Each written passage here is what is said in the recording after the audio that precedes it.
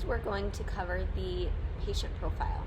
You can access the patient profile either by clicking on the patient's name and clicking on the profile button in their snapshot, or typing the patient's name, email address, phone number, etc. up here in the top and clicking that profile button. So first of all, you can see you can upload their profile picture. Just click update, choose file, and it will upload. You have their name, their patient ID, demographic information. You can mark them as inactive or terminated here, and you can opt them out of text messaging here. However, if they want to opt back into text messages, they will have to text START to your Twilio phone number. You can see an overview of their cases. Again, we have these two numbers mean adjustments this year and adjustments over their lifetime in this case. Insurance billed, patient amount, and then here we have some hotkeys. So this is an easy way to post a transaction. You can print a list or a calendar of their appointments. Statement of account and super bill are here. Care history is a printout of all of their SOAP notes per case.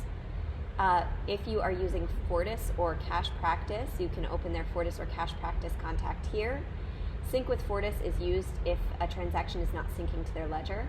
And then if you're using the Chiro HD patient app, you do have to click this patient app setup button to send their invitation to use the patient app. Their patient note box will appear here. It'll appear on the snapshot and on the SOAP note screen.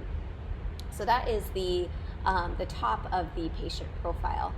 Next, we're going to go into the patient tab. So first, your info tab, this is just all of their demographic information.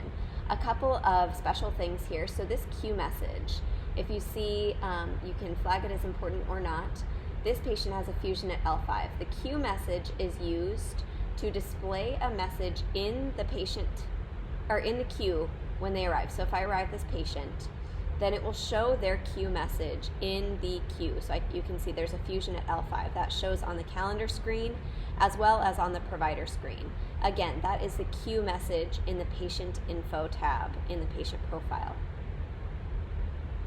If the patient is female, it will expose pregnancy info, and this will track along the course of their pregnancy. You have referral source and referring patient, their address, phone number. Please note that the primary will be the phone number that receives text reminders. You have their demographic information and their defaults. So owning user is always going to default to the location default. Default calendar provider is only if you would only use this if your default calendar provider is different for this patient. So if you have multiple providers, then this patient is always going to be scheduled with one over the other. You can change that default calendar provider. And if this patient needs to be billed under a certain provider each time, you can change that default. Under the patient profile, you can also change that per case, which we'll go over in a moment. So next we're going to go over alerts.